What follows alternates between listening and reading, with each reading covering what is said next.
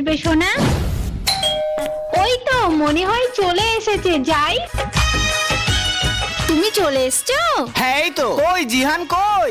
পাপা, তুমি আমার জন্য সাইকেল চকলেট এনেছো? দাঁড়াও, তোমার জন্য কি এনেছি দেখো। এই দেখো।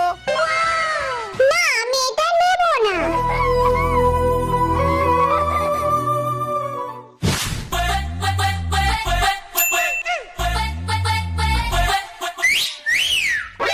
কোথায় আওয়াজ হলো একটা?